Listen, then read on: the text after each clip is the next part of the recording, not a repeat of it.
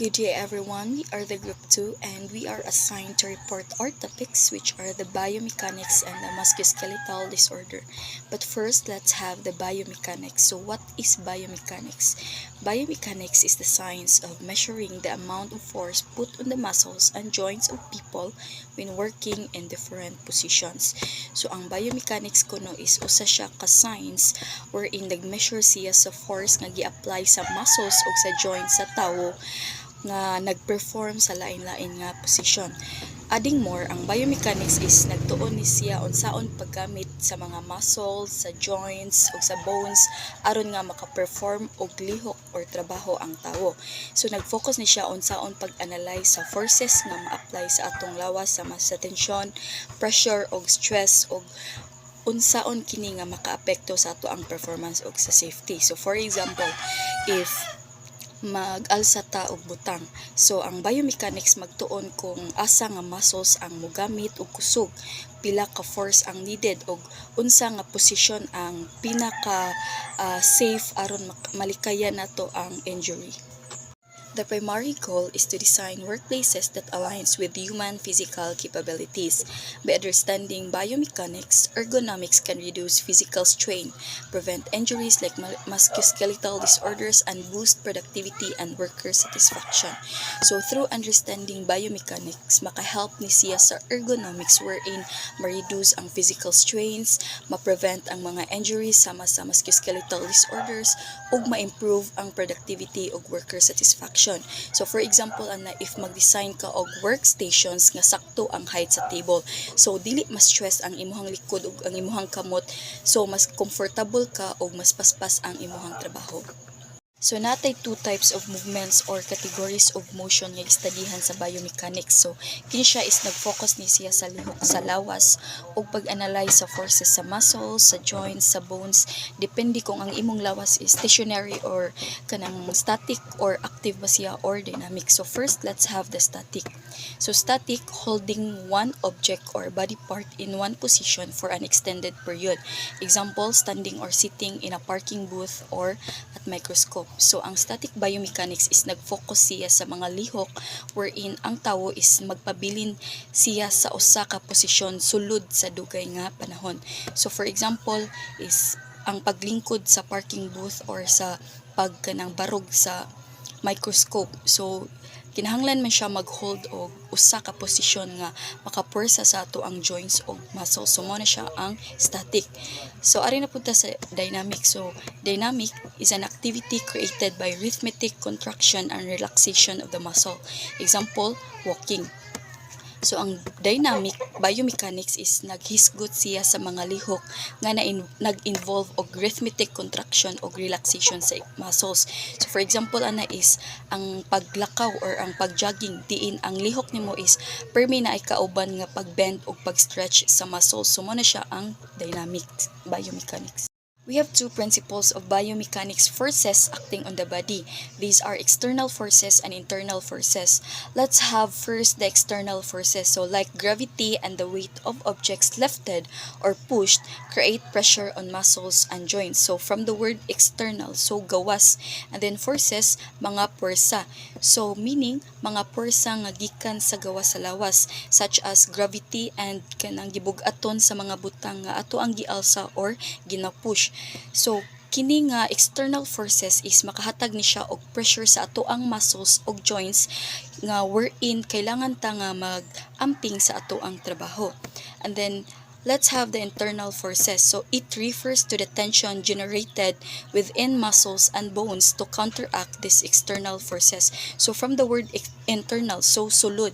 Sulod siya, mga puwersa siya nga gikan sa sulod sa lawas, such as tension nga gihimo sa ato ang muscles ug bones aron ma-counteract ang external forces. So ang sakto nga paggamit sa internal forces is makahelp ni siya aron ma-prevent nato ang overstrain og mga injuries. So maghatag og example nga ma-apply ang duha ka forces. So example is mag-alsa ka og usa ka butang. So ang internal force ana is mao ang weight sa butang ug ang gravity. So aron nga mabalance ni, so ang ato ang lawas is mo generate siya og internal force pinaagi sa kanang tension sa muscles ug sa ato ang ligaments. Kung dili sakto ang imuhang posture, of course mahimo nga ma-overwork ang imuhang muscles ug ma-stress ang imuhang joints nga mahimo siyang hinungdan sa ato ang injuries. So we have the key biomechanical metrics. First, let's have the torque. So the rotational force applied at joints, especially during lifting or twisting motions. So ang torque is mo ni siya ang mga rotational force nga ma-apply sa usa ka object or sa joints aron mapaikot ni. So sa biomechanics, ang torque is very important kay mo ni siya ang kusog nga gigamit sa atong joints or muscles para makaproduce atong nga movement.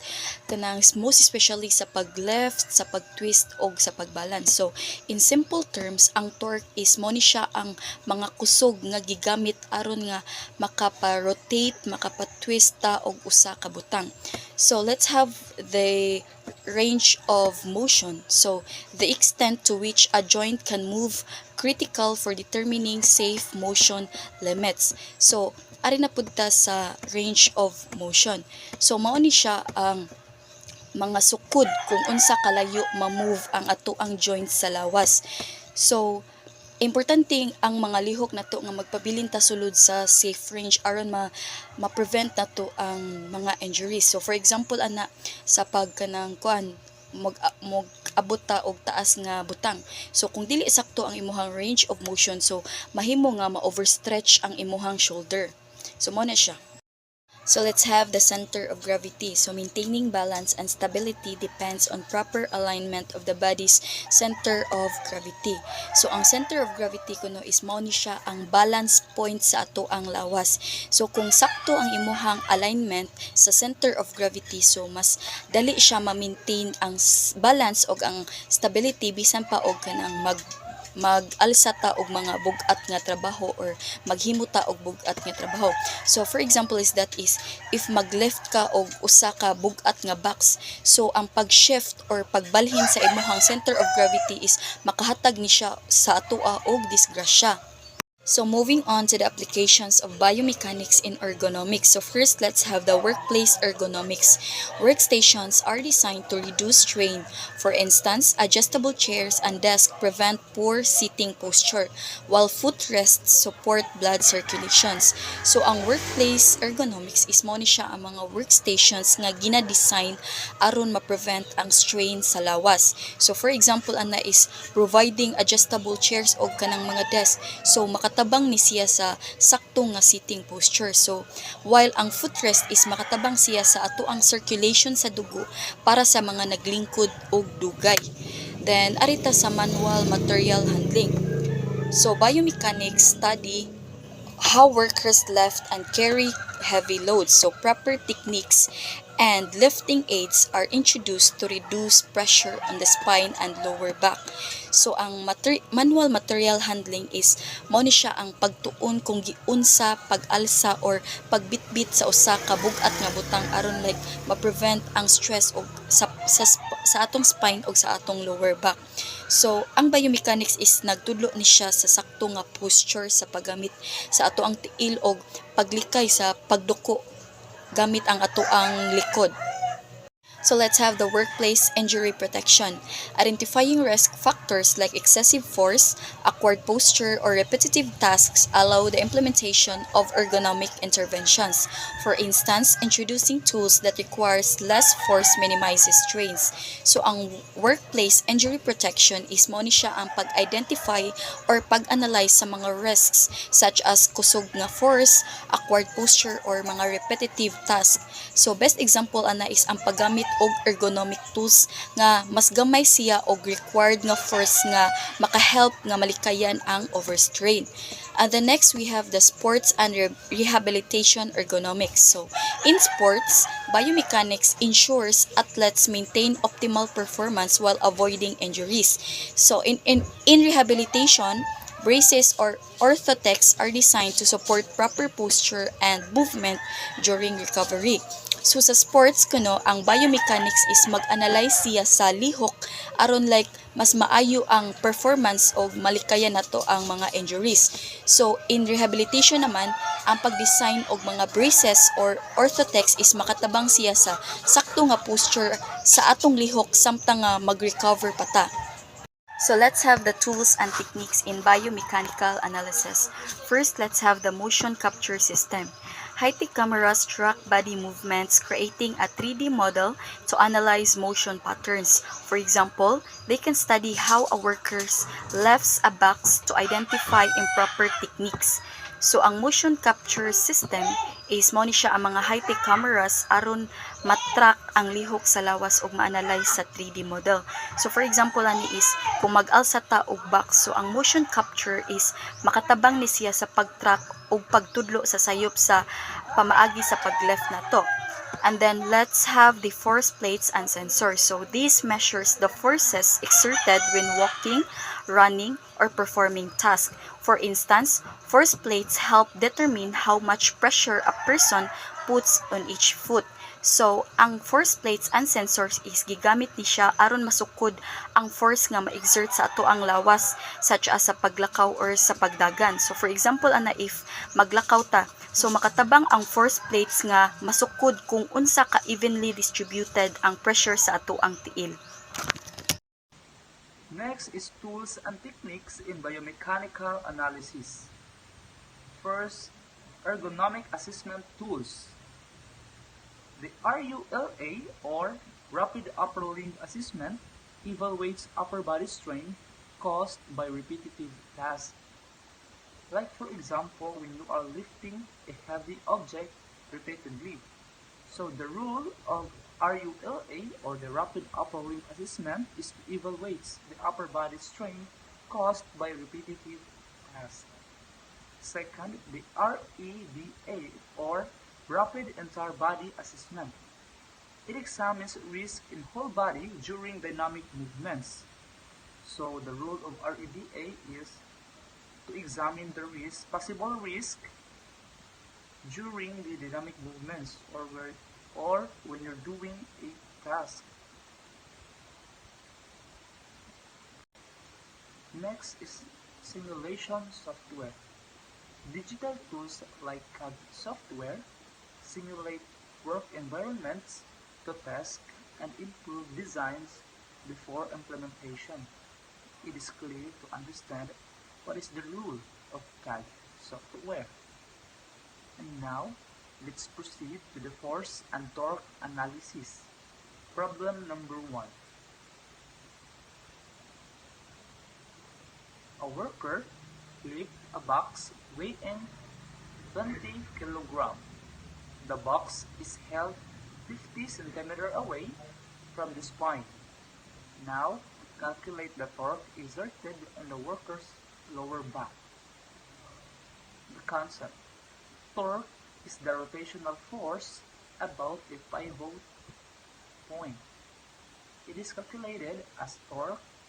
It is equal to force times distance from pivot point. Again, torque is the rotational force about a pivot point. And now, the step 1, determine the force acting on the box. Force due to the gravity is calculated as F equal to M times G, or force equals mass times gravity, where the mass is 20 kg and the gravity is 9.81 meter per second squared, the acceleration due to gravity.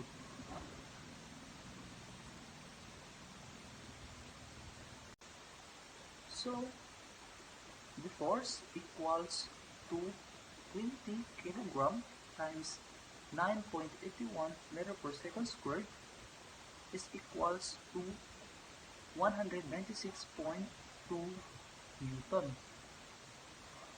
And step 2 is to convert the distance to meters.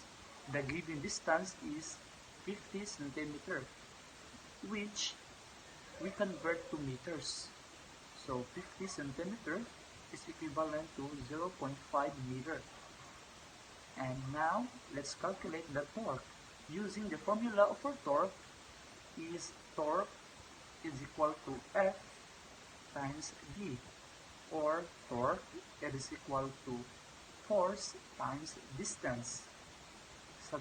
Substituting the values of torque is 196.2 Newton times 0.5 meter is equal to 98.1 Newton meter. So answer, the torque exerted in the lower back is 98.1 Newton meter. And now, let's proceed to arc length of movement calculation. Problem number 1. An arm rotates 45 degrees at the shoulder. The arm's length is 0.6 meter. Now calculate the arc length of the movement. Concept: the arc length is part of circumference of a circle and is calculated as arc length equals to radius times angle in radians. Step 1. Convert the angle to radians. To convert degrees to radians, use the formula angle radians equals to angles degree times pi over 180. Substituting 45 degree, angle radians is equal to 45 degree times pi over 180 is equal to 0.785 radians. So the answer is 0.785 radians. Step 2. Identify the radius or the arm length. The radius given as 0.6 meter. Now calculate the arc length. Using the formula arc length equals to radius times angle in radians.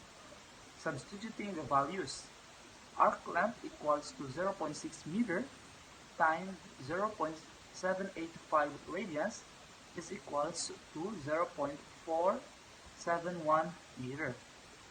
Answer: the arc length of the arm's movement is 0.471 meter. Now let's proceed to stress calculation. Problem number 1. A bone with a cross-sectional area of 0.001 meters squared experiences a force of 500 Newton. Now, calculate the stress on the bone. Concept: stress is the force applied per unit area. It is calculated as stress equals to force over by the area or divided by the area. Step 1. Determine the given values. Force is equal to 500 Newton. Cross-sectional area is equal to 0.001 meters squared. Now calculate the stress. Using the formula stress equals to force over by area or divided by the area. Substituting the values, stress equals to 500 Newton over 0.001 meters squared is equal to 500,000 Pascal. Answer: the stress on the bone is 500,000 Pascal or PA. Step 2. Calculate the stress. Using the formula stress equals to force over area. Substituting the values, stress equals to 500 Newton over 0.001 meters squared is equals to 500,000 pascals. Answer: the stress on the bone is 500,000 pascals or PA. And last is the work and power calculation. Problem number 1. A person climbs stairs 3 meter high, exerting a force of 700 Newton over 5 seconds. Now, calculate the work done and the power generated. Concepts: work is calculated as work is equal to force times distance, and the power is calculated as power is equal to work divided by the time. Step 1. Calculate the work done. Using the work formula, work is equal to force times distance. Substituting the values, work is equal to 700 Newton times 3 meter, is equal to 2,100 joule.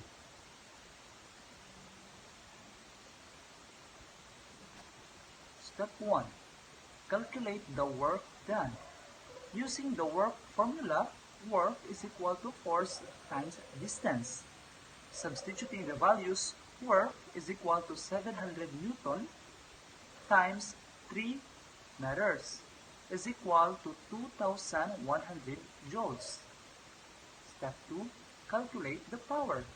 Using the power formula, power is equal to work divided by time, or over time. Substituting the values of power is equal to 2,100 joules over 5 seconds is equals to 420 watts. Answer: work done is equal to 2,100 joules and the power is 420 watts. Good day everyone, my name is Lamzol Rose Oregon and I will be tackling about what is MSD or the musculoskeletal disorder. So as early as the 70s, scientists were aware of the repetitive movements or movement injuries to workers. Bernardino Ramazzini wrote an article in 1633 that identified problems in different workers. First is clerks. So they develop problems from constant sitting, the movement of the hand always in the same direction, and the driving of pen over paper that causes intense fatigue of the hand because of the continuous strain on the muscles and the tendons. Next is cobblers and tailors. So it is also called as or also known as the chair workers because they sit at their work all day and they became bent, humpbacked, and held their head down like people looking something on the ground. So this is the effect of their sedentary life and the bent posture of the body as they sit and apply themselves all day to their task. Last example is the porters whose work is loading and unloading merchandise from cargo ships. So as explained, all porters in time became round-shouldered because the dorsal vertebrae are constantly bent forward and become set in that position. So these are the 3 examples from this era, but there were other workers or tasks that created work-related injuries. What is MSD? So MSD or musculoskeletal disorder are injuries or pain in the human musculoskeletal system, including the joints, ligaments, muscles, nerves, tendons, and structures that supports limbs, neck, and back. So it can arise from a sudden exertion, like lifting a heavy object, or they can arise from making the same motions repeatedly or from repeated exposure to force, vibration, or awkward posture. Ergonomic study areas. First is workers, what they bring to the job, or it is anyone who performs the task. Next is tools, what they bring to the worker. So the question for tool is, does it fit the worker, or does the tool apply pressure on tissues, muscles, tendons, nerves, or blood vessels?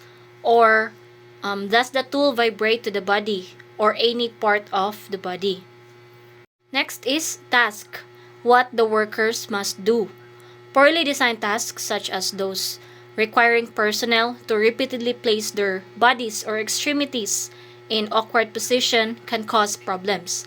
Last is the environment, the conditions surrounding the worker and the tools. So we are not talking about the environment that is not completely controlled, but a complex environment that includes the workstation, the machine design, and the relationship between the management and the employees. Resulting injuries, stresses, or strains from not fitting the people to the task are referred to as cumulative trauma disorder, repetitive strain injuries, or the musculoskeletal disorder.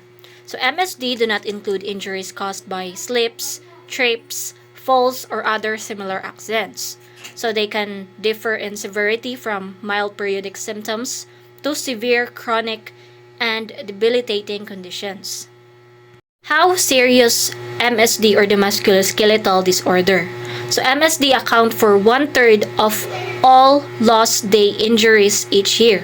And these injuries cost businesses $15 to $20 million in workers' compensation each year. So MSD or musculoskeletal disorder provide problems not just to workers itself, but also for any businesses and companies. So these are the signs of musculoskeletal disorder. First is the decreased range of motion, loss of function, deformity, cramping, loss of color, decreased grip strength, loss of balance, swelling, and the redness. So these are objective physical findings. So common causes of MSD or the musculoskeletal disorders are the following. First is repetitive or prolonged activities. So that includes constant lifting, continuous pressing, and prolonged sitting, especially with poor posture. Next is awkward posture or position for an extended time, and the static posture. So that includes reaching above the shoulders or behind the back and twisting at the waist. Next is vibration. So vibration from power tools like jackhammer. The excessive vibration causes pain to muscles, causes trauma to hands, arms, feet, and legs. Next is high or low temperatures for an extended time. So excessive heats affect the body's blood circulation and causes cramps and general discomfort. While cold exposures affects the body's blood circulation and cause hypothermia. So a general comfortable temperature range is 68 to 74 degrees Fahrenheit depending on workload with humidity between 20 to 60%. Last is the forceful exertions. So the greater the amount of force, the greater the degree of risk for a musculoskeletal disorder to occur. Following are the symptoms of musculoskeletal disorders. So symptoms can vary in their severity depending on the amount of exposure the employees has or had. Often the symptoms appear gradually as muscle fatigue or pain at work that disappears during rest. Usually the symptoms become more severe as exposure continues. So examples of MSD. First is the tendonitis. So it is an inflammation of the tendon, typically occurs in the shoulder, wrist, hands, or elbow. So common examples are tennis elbow and the golfer's elbow. Tennis elbow, usually indicated by pain or ache along the outside of the elbow, while the golfer's elbow are usually indicated by pain or ache along the inside of the elbow. So it can affect the wrist, which is the irritation of one of the tendons where it crosses the wrist. Next is the carpal tunnel syndrome. It is the irritation of the median nerve which runs through a bony channel in the wrist called the carpal tunnel. So usually results from excessive flexing or twisting of the wrist. So it is the pinching of the median nerve at the wrist. This photo shows the area where median nerve runs through the wrist. You can feel the signs of numbness, pain, and weakness in thumb, index, middle, and the ring fingers. Next is trigger finger syndrome. So tendons in the fingers become inflamed, causing pain, swelling, and a loss of dexterity. So it is a disorder of the hand that causes painful catching of the fingers or thumb. Usually, straightening the finger is the biggest problem. So according to my research, physicians feel that repeated strain of the area might cause the problem, which includes tasks that require repeated grasping or prolonged use of tools like scissors. Next is the eye strain. Eye strain can have a visual discomfort, headaches, blurred visions, burning of dry eyes, double vision, and after images. So poor lighting, viewing from awkward positions, lights, or other sources can cause eye strain. What we can do: administrative controls, work practice controls, engineering controls. First is administrative controls. So administrative controls: employee rotation, job task expansion, physical adjustments to the workpiece, redesign of work methods, alternative task, breaks. So first is employee rotation or job task expansion. So employee rotation is nag-involve ni siya moving employees between different jobs or tasks. So between jobs or tasks to enhance their skills, so job task expansion, increasing the variety of tasks an employee performs within their current role. So example ani niya sa employee rotation or job task expansion. So example niya is a factory worker might rotate between operating machinery, quality control, and packaging. So in a job task expansion, a customer service representative could take on additional responsibilities like training new employees or handling social media inquiries. So mao na siyang example sa employee rotation or job task expansion. So next is physical adjustment to the workpiece. So physical adjustment to the workpiece is nag-involve siya to modifying the speed. Nag-involve siya to modifying speed at which is work is performed to accommodate different employee or capabilities to employee capabilities to improve efficiency and safety. So example sa physical adjustment to the workpiece is a call center. So call center might adjust the call handling time expectations based on individual employee performance, allowing slower pace employees to manage calls at a more comfortable rate without affecting overall productivity. Next is redesign or work methods redesign or work methods. So ang redesign or work methods mo na siya nag-refer siya sa changing the way tasks are performed to improve efficiency, reduce waste, and to enhance employee satisfaction. Ang example ani sa redesign of work methods kay mo na siyang manufacturing.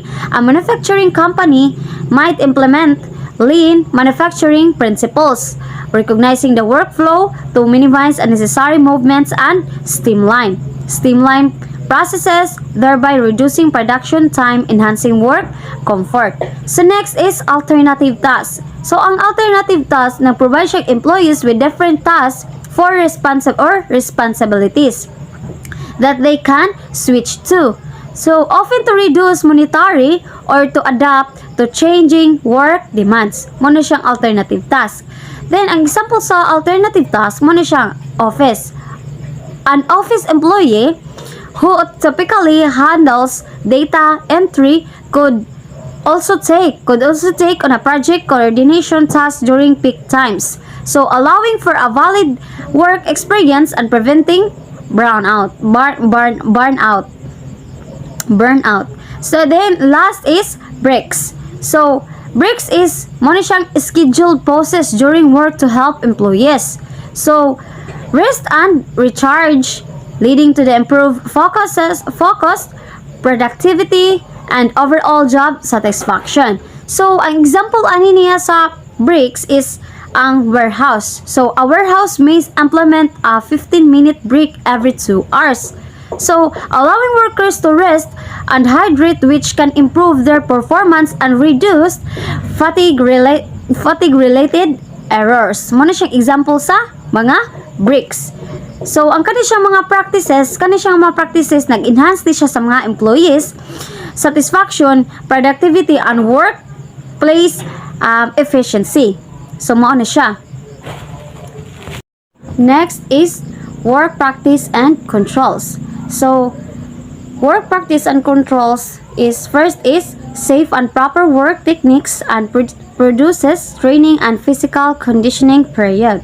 So, first is safe and proper work techniques and procedures. So, ang kaning safe and proper work techniques and procedures, mo ni siya ang these are established methods and guidelines designed to ensure that work is performed safely and efficiently. So, minimizing the risk of injury or accidents. So, mo ni siya safe and proper work techniques and procedures. Example ani niya kay sa work techniques example sa work and proper safe and proper work techniques and procedures ay example ani niya kay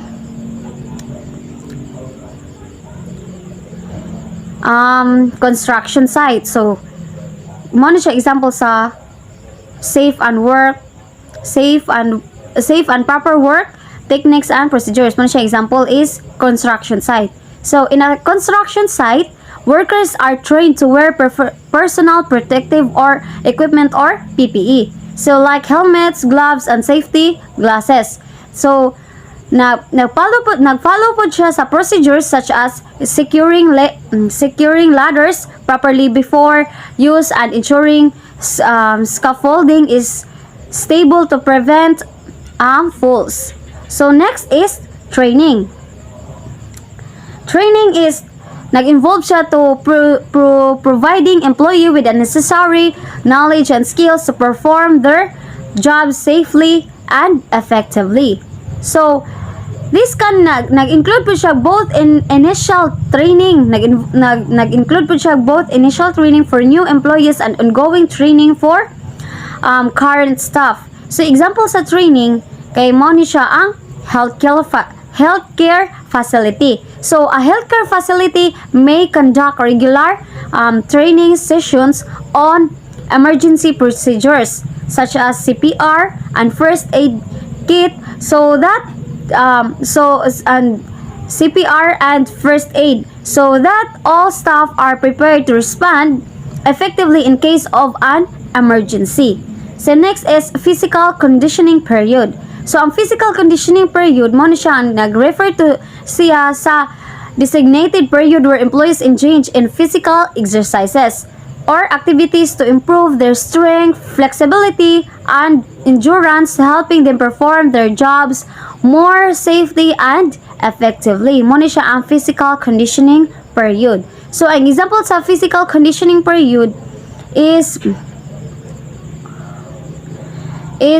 warehouse. In our physical conditioning period, example niya is warehouse. So in a warehouse, new employee might go through a physical conditioning period that includes stitching, lifting techniques, and endurance training to prepare them for the physical demands of their job. So reducing the risk of injury. Muna siyang example sa physical conditioning period. So, ang kani siya nga mga practices, nakatabang po ni siya sa pagbuhat og safe work environment and ensure that employees are prepared to perform their tasks effectively. Example sa work practice control, kanang posture and angles. So, unsaon na to pag proper techniques and produce training, physical conditioning period, mo na siya. Ang unsaon na to pag proper unsaon na tong proper pag-alsa sa mga things nana nga para wala tay mga makuan nga mga kanang fatigue. Then ang another example in this is postures and angles. So postures and angles Whether your tasks are performed while sitting or standing, always maintain proper postures and angles and avoid. So mo na siya ang body angles niya mo na siyang head, shoulders, elbows, hands, waist, legs and feet. So nana siya mga kuan pero i-discuss ra na niya na sa sunod na mag-report. So mo na siyang example sa sitting postures. Nana na diha makita na sa picture. Mo na siya mga example sa sitting postures. So maora to. Thank you. Good morning everyone, sir. So I'm here to discuss about engineering controls. So some examples of engineering controls are redesigning workstations and work areas to eliminate reaching, bending, or other awkward postures. So it has workstations, tools or equipment, and facilities. Mo siya yung sa engineering controls. So workstation, yung objective is to fit the workstation to the employee and reduce awkward positions. So workstation control na siya duha ka way, which is ang standard way and innovative way. So ang standard way is mo na siya ang design and setup of a workstation to optimize comfort, productivity, and health while minimizing the risk of injury. So ang standard way kay na siya 5. Ang first is ang adjustable workstation, adjustable chair, footrest, and adjustable monitor and document holder. While ang innovative way kay mo na siyang flexible setup that can be customized the need of the user. So napot siya 5. Ang cut legs off kay mo muning panagurong sa tatil, which is comfort siya, dili siya makakog strain or injury sa knees nya. Add blocks, build footrest, thick book, and build platform para dali ra ka makaagi platform or nara kay mapatungan sa mga hazardous areas, something like that. Let's proceed sa tools. So sa tools kay magamit nga force or grip strength kay syempre tools gamitin na siya kusog longer or shorter and thicker or thinner handles kay kasi ina na gamit nya. Repetitive motion, balik-balik ang lihok, ratcheting mechanism or gears nya. Sa power tools kay natay electric stapler, electric knife, which is di ko repair kay mas nindot magamitan ang actual kaysa sa electric. Mura kung gyapon kay kon same room sila maghiwa sa foods. Yeah, spring loaded returns. So next is ang tools control. Awkward positions, bent or curved handles na may bent or curved handles which uncomfy. Yeah, extensions or add-ons, headphones, support equipment overhead katong mura siyang imong sabi musakay kadto to ang sakay para mag-check or mag-monitor sa libot or sa mga machines. Yang steps tool kay katong hagdan nga ma-pulled nya madara nimo siya sa gasa. So next is ang forceful exertions, soft touch keyboards or buttons. So soft touch kung dili siya i-force ang pag-press sa keyboard nya. Lifting devices katong mga devices nga more mo alsa nga ikaw rin mag-operate. So continuation sa tools control no. So static positions, anti-fatigue mats is mura siya made of rubber. Anti-fatigue mats para di na kamusig tamak sa mga hard surface, and kung dili matugod sa kadugay mo sigtamak sa hard surfaces kay maka-contact strain sa kung tiil. Next is ang vibration. Yeah, anti-vibration materials is po siyang made of rubber. Is widely regarded as the best vibration material. Reducing material as it can be manufactured with high damping coefficient properties. So next is ang anti-vibration mounts or handles. So made of rubber gapon siya or combination of rubber and other materials ang mounts or handles. Next is ang external support. So ang external support kay mo siya ang method of preventing vibrations from equipment from being transmitted to the outside, such as the floors and walls. Yun ang external support. So, the last one is anti-vibration gloves. So, ang anti-vibration gloves kay mo siya ang best at reducing high-frequency vibration from tools like grinder, sa drill, yan. So, let's proceed sa last, which is ang facilities. So, lighting glare.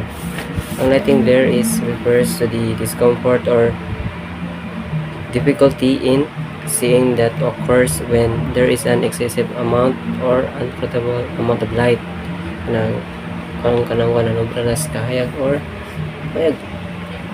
So makakausa siya eye strain and fatigue. So next is ang temperature. So most office environments, the ideal temperature range for comfort is between 68 degrees Fahrenheit to 72 degrees Fahrenheit or 20 degrees Celsius to 22 degrees Celsius. And last is ang noise. So can cause distractions, stress, and even long-term hearing damage, while anang hilom nga environment kay promotes concentration and reduces fatigue. So let's proceed sa exercise and stretches.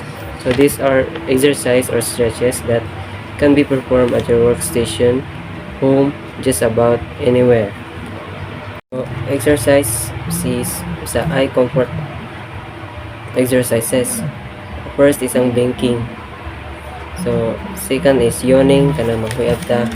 And last is ang focus change, kanang imong focus ka sa duol tapos imong layo na focus change.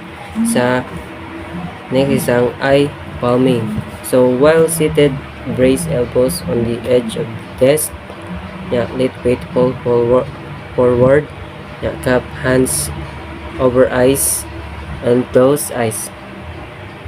Then humana na is inhale slowly through nose and hold for 4 seconds.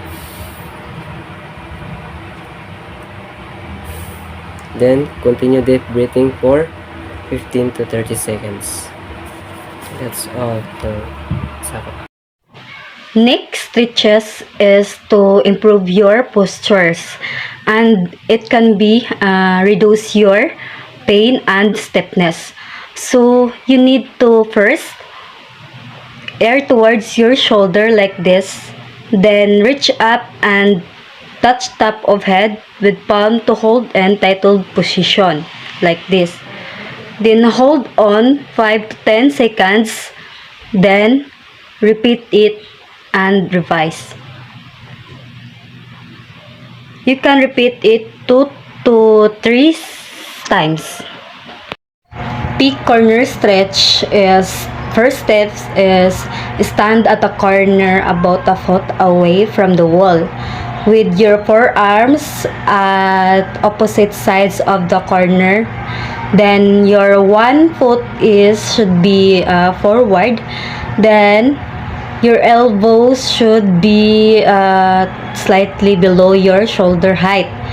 And then keep your abdominal tight to avoid aching back. Then lean gently towards corner by bending the front knee until a stretch is felt in front of the chest. Then hold on 5 to 10 seconds, and then you can repeat it into 2 to 3 times. Overhead reach, it can be strengthen your muscles, improve your balance and stability, and also improve your postures and many more. For example, with that is like this.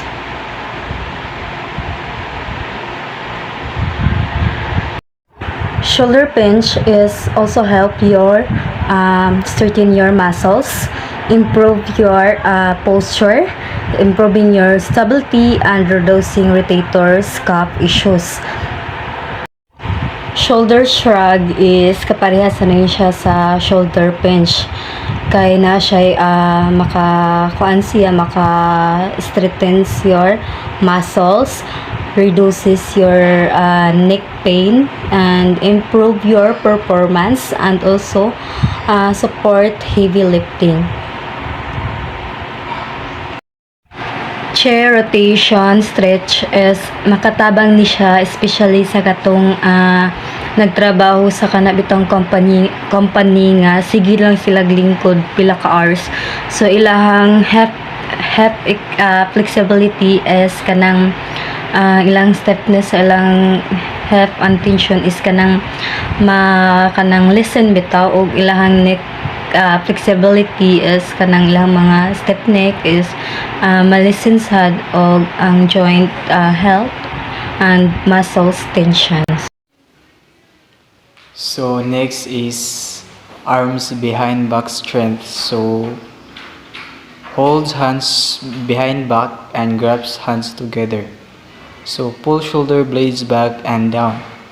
So holds 5 seconds, repeat 5 times. So let's have a small demonstration about the arms behind back strength. So hold hands behind back and grabs hands together.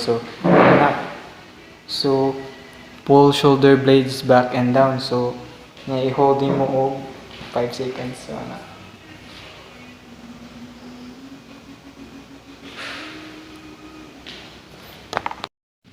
So next is thoracic spine extension stretch. So lie on your back with a pillow under your knees.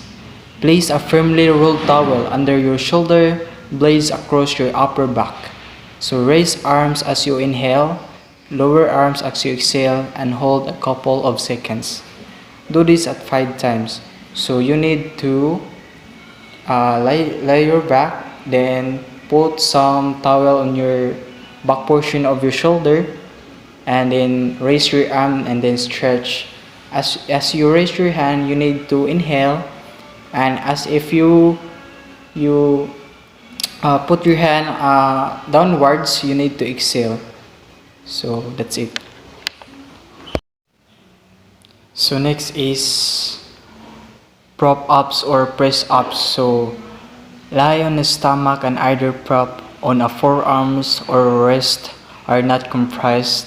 Press through hands. Let stomach sag and allow to the arc without using back muscles. If propped on elbows, hold to 5 to 10 seconds. Repeat 5 times. If on hands, press up slowly, down slowly 10 times. So let's have a small demonstration about this, about props ups or press ups. So something like this. Something like this.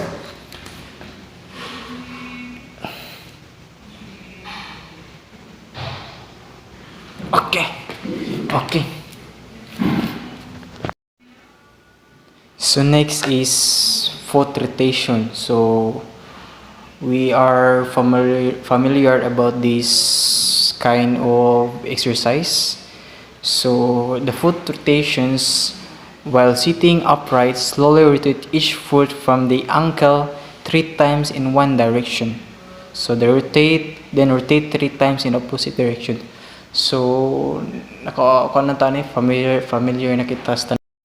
So next, wrist flexed and extended. So hold arms straight and waist height. With fingers or other hand gently press down above the knuckles, bending wrist down. So next, hold to 5 to 10 seconds and repeat 2 to 3 times. So for extending, hold on the palm and hold hand and stretch reach back. So do not pull in fingers. So hold to 5 to 10 seconds and repeat 2 to 3 times. So let's have the small demonstration about this kind of exercise. So it's like this.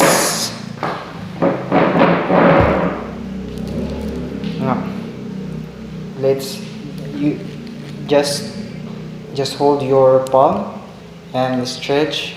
Do not touch your fingers. Okay, just hold your, just like.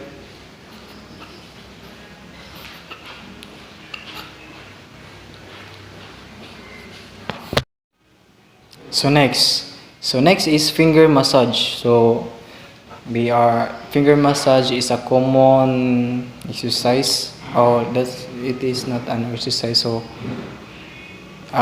finger massage is a very gentle massage that fingers or each hand individually. So move forward and kneel gently. So massage the space between your fingers to widen and relax. So example is just like this. Massage gently ra, dili ra siya kanang kuan, di siya kay kusgon, dili sa kay hinay, kanang sakto ra.